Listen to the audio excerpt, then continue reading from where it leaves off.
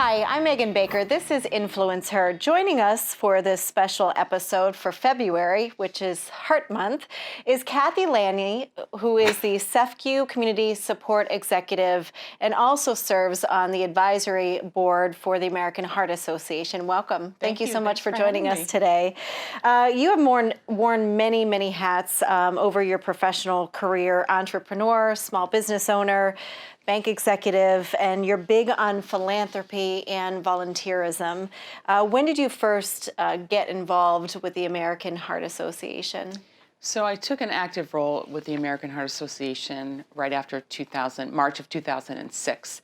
My youngest daughter, Erin, who was 18 at the time, came back from a routine physical and told me she needed to have an echocardiogram and a stress test that day. So I was like, oh, what's that all about, right?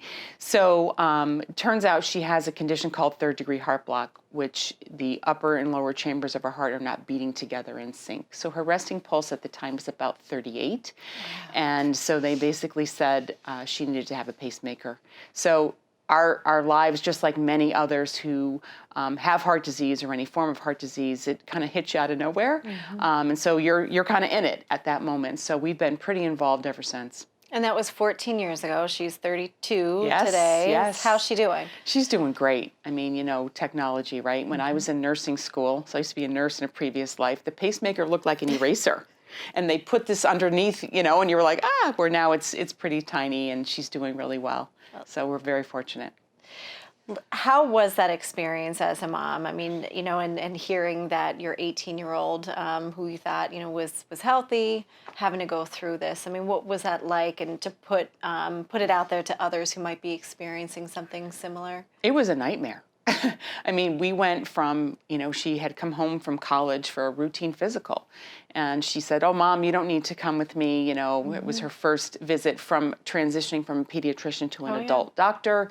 And so, you know, I said, all right, give her space. But inside, I was like, I really should go. So rule number one, always listen to your gut. Yep. She came back to my office and said this to me. And so when we followed up with her doctor, I got a call. I was actually driving home from an appointment in the city, and her doctor said, you know, Erin has an emergency appointment on Friday to see a cardiologist, and you need to make sure she gets there.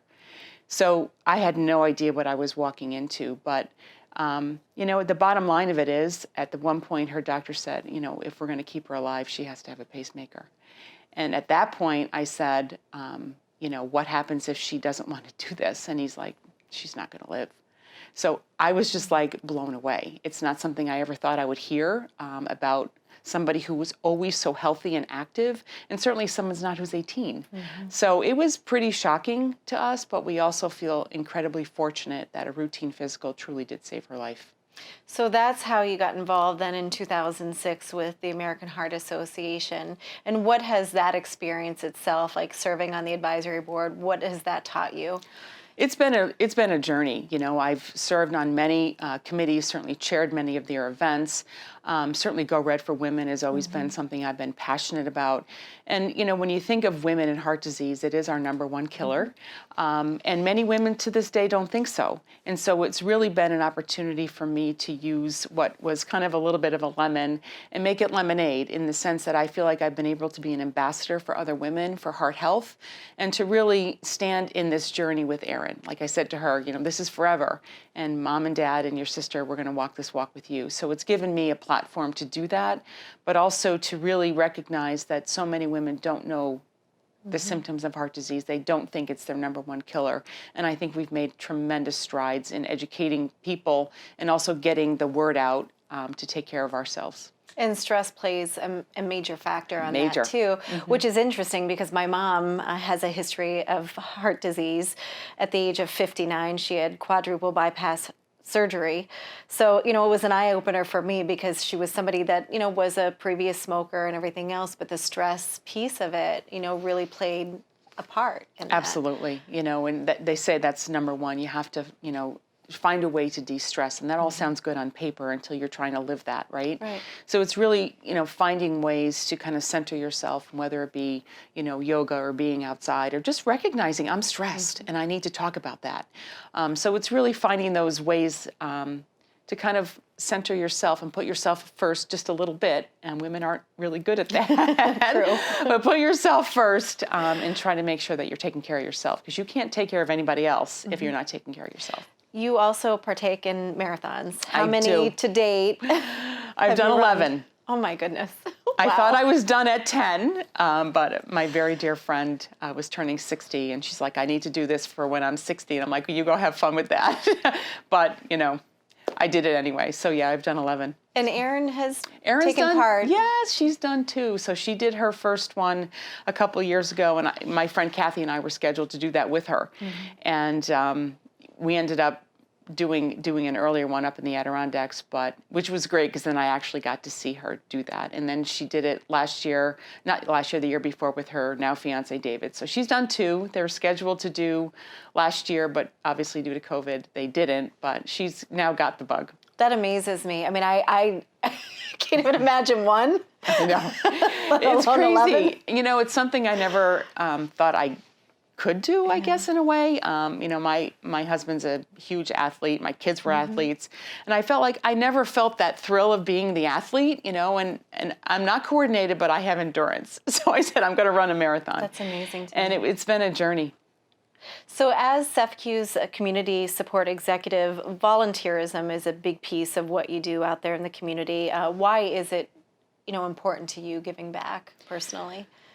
I have a lot to be grateful for, right? And so I think volunteering is a way to show your gratitude for all the gifts and things that are surrounding me and my family, and certainly in my career, in my job. But you know, it's finding ways to make an impact in other people's lives.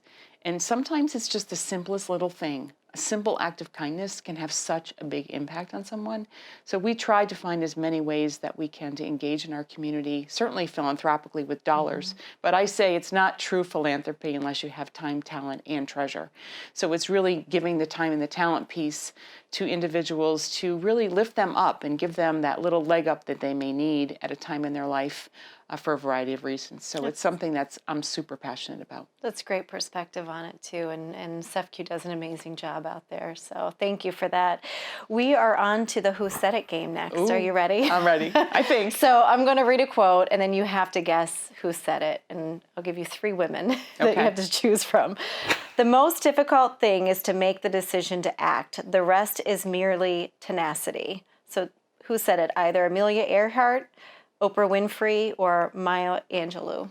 Oh, they're all 3 amazing women. I know. I'll go with Amelia Earhart. You got that right. Yay! Did you get the answer? No. Okay. All right, on to Baker's Dozen. This is just, you know, quick rapid fire questions, 1 to 2 word answers. Where did you grow up? Troy. Do you prefer an upstate New York summer or winter? Oh, summer. Name a celebrity you would love to invite to the Heart Ball. Oprah. Go-to television show.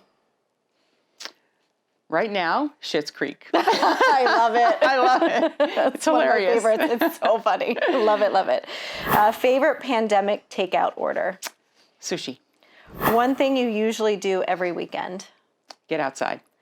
Marathon or triathlon. Marathon. I'm a horrible swimmer. One item you always need at your SEFCU office when you are in the office. Stand-up desk. Daily activity one can do to help their heart health. Exercise. Post-COVID dream travel destination. Italy. Oh, can't wait to get back. I want to go. I've never It's been. gorgeous. Most influential woman to you growing up. My mom. This question is from previous guest. What keeps you up at night? My very long to-do list that it like ticks in my mind, and then I start to question, did I do that? I think I did that. You know? You cross off one and then you get an entirely It's new my list. to-do list, and then I think I'm good with it, and then I wake up and I'm like, did I do that? You get to ask our next guest a question. What will that question be? Have you ever had a mentor in business, and if so, what did you learn? That's a great question. All right, Kathy, thank you Thank so you. much for This joining is us. It's great. been a pleasure to see you and to catch up. It's been too long. I know, way too long. Thank you. Okay, thank you.